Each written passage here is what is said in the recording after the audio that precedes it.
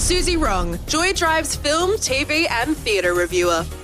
It is just past 18 minutes past 5. Suzy joins us as always this Tuesday afternoon. Hey, Suzy. Hi, everyone. It's good to have you. Now, I must confess, I left it to the last minute, but I did manage to watch MASCARPONE. I watched half of it last night and half of it today, so homework tick. What about you, Em? Great. Yes, of course. I have definitely watched it. Tell us about it. That makes it sound like I definitely didn't, but I actually did. Of course, it is part of the Sydney Mardi Gras Film Festival, Queer Screen. Do you want to give us an overview, Suzy? At the start of the film Mascarpone, we meet Antonio, who lives an easy, idyllic life. His husband, Lorenzo, is out at work all day, but Antonio does little more than going to the gym and then coming home to do some baking. When Lorenzo says that he's fallen for someone else and wants to file for a divorce, the 30-year-old Antonio now has to figure out a life on his own other than being a supportive husband. There have been innumerable films about divorce, but it seems now is the time for a gay version to appear. Predictably, the story becomes one about Antonio's self-discovery and how he finds a satisfying, meaningful life on his own terms. Mascarpone, however, is not a soppy, stale, seen-it-all-before movie. Antonio's misadventures, including lots of sexual escapades as a newly single man, are certainly not unheard of in the gay world, but to see it all laid out on screen, unfiltered and unjudged, is refreshing. There is no sex-shaming and no homophobia in this unusually modern take of what is really a common experience. At the end, I found the moral of the story a little bit underwhelming, but the film is undoubtedly a fun, engaging watch with great performances and beautiful art direction. Italy and her people look fantastic. You can catch Mascarpone in the Mardi Gras Film Festival commencing Thursday. Just go to queerscreen.org.au wherever you may be in Australia. Em and Warren, what are your thoughts on Mascarpone? I really loved how it was shot. I thought that, as you said, it did make Italy look absolutely stunning, and all of the people in it as well. I think that it looked really good.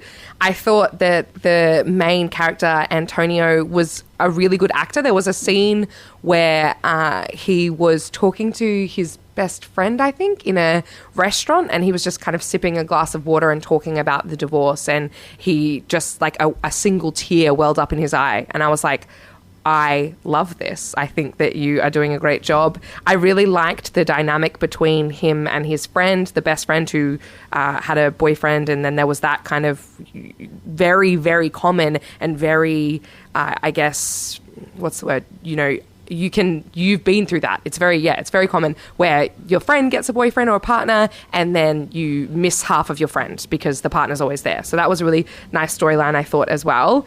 And I kind of, even though it was a little bit predictable, I didn't necessarily know that what was going to happen happened. And I liked how the storyline of Antonio finding himself also went with the storyline of finding baking. I thought that was cute. Oh, yeah, together. Yeah. Yeah, I agree with you. I really enjoyed it, Suzy. Something that stood out for me was, you know, we've got Antonio who's been in such a long relationship and, and then goes on to the dating apps. And I just thought, wow, for someone like that, it was really clear and it was done so well, the difference of how dating has changed between, you know, probably doing it traditionally and being in a marriage for so long and then being, you know, released onto these dating apps where you can just pick up, you know, in 5 minutes and find someone. And I think you could see him struggling with the whole time-consuming and, you know, life-robbing aspect of the apps and what they can be like. And I think he did really well in the way that it just steeled his awareness of what's going on in life. And then all this other stuff was going on around him. I loved the way it dealt with it. I thought it was great. I also like the other theme of, and they refer to it a lot, of living in someone else's shadow. And I think that's something that perhaps, you know, I've been guilty of doing it as well, where you treat relationships as a safety net and, we sometimes sacrifice ourselves and our own interests for someone else's interests. And, I mean, I've done it. Have you done it, Em? Yeah, absolutely, 100%. Suzy? I think it's very human. That is such a great observation. No, I'm always the one that's casting the shadow over whomever's with me. But the thing is, it's always, you know, it's really a lie, isn't it? Because they're not loving the real you. They're loving what they want you to be. And that was clear that was happening in Antonio's life. But, of course, there was that twist at the end, which we won't spoil, that completely woke him up and stopped him from going down this particular path. I loved it. I love that it's not a soapy drama. It's not this sloppy, soapy drama at all. The problems are real. Things like finding a new home, breaking up, the friendship that you mentioned, Em, was really, really good. And I love the twist at the end. It wasn't a drama, which is what I was expecting. Yeah, I think it's given a lot of sophistication to something that's actually quite mundane. And the way it creates the drama, the storytelling, like Emmy was saying, you were really hooked onto, what's going to happen next, even though you kind of know that nothing out of this world is going to happen. It's something that's very ordinary that's happened, but they've done it in such a, I guess, sensitive, nuanced way. There's so much to look at. There's so much to observe. And like Colleen said earlier, sometimes you just got to let things crumble. And it was good to watch how coming out of a long-term relationship is hard. And I really love the way they portray the sexual activity, about how, you kind of get unleashed into this world of being single for the first time in a long time. And you've seen that before in other movies, obviously with heterosexual couples. But this time, there is no sort of shaming of it. It was just like, it's part of the experience. It's part of being single again. It may not be the healthiest thing that you do, but it's one of the things that you kind of have to do. Absolutely.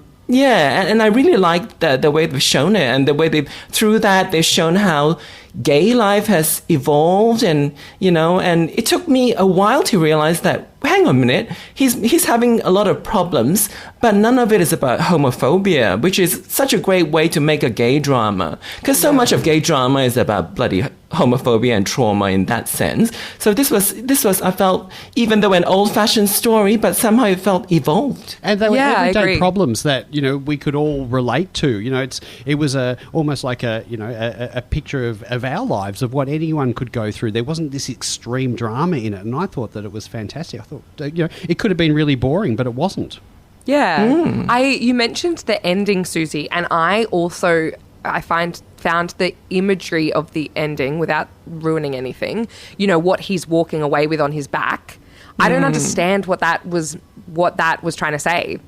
Because is that trying to like basically be like, oh, even though I didn't go down that path which you were expecting me to, but I've grown, so I didn't go that way, but I've still got this memory that I'm going to hang in my room and look at every day and like serenade like it's some kind of shrine. But I was like, isn't that the opposite of what you're supposed to be doing? But maybe he's taking it, so that he takes it with him, so it always reminds him that this is the path that he could have gone down. Well, stay single, but this is the path that he could have gone down if he wasn't being his authentic self. Maybe. And it might remind him throughout his life. I just thought it was weird.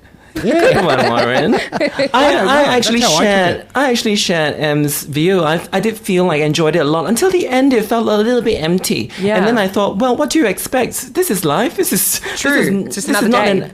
This is not a crazy out-of-this-world drama. It is something that everyone probably has to go through, and that's the way it is. And I guess you got to give it points for being really, honest and genuine without being, too extra about the storytelling. So in that way, I really appreciated it. Yeah, I thought he was going to throw it in the bin, to be honest. I thought he should have. That would have been more. But he didn't, and then that got me thining about why didn't you do that for him? Maybe. But that's not what we do. That's not real, right? Okay, but do you take a giant painting though? Do you do that as well? You ruined it. And it's probably worth a lot of money, right? Yeah, true. Sell it. Suzy, what's our homework for next week? Are we still sticking with Queer Screen?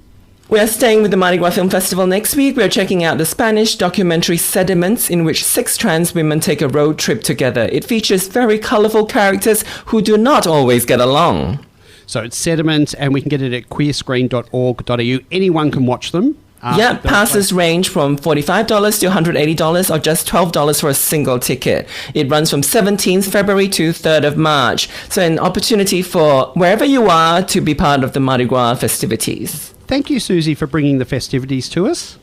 It's fun, isn't it? I'm going through like 20, 30 films to find you the best to talk about. We really appreciate you taking the time to do that and then bringing us the best. So good. Yeah, and I think Mascarpone is worth a watch. Absolutely. Em and I did some drawing here a few weeks ago, and we stuck it up on the wall here. And, I haven't seen anyone walk out with it yet down the street, so maybe that will happen after this one. You got to break someone's heart with it first. Thanks so much, Suzy. Thanks, Suzy. See you next Tuesday. Bye-bye.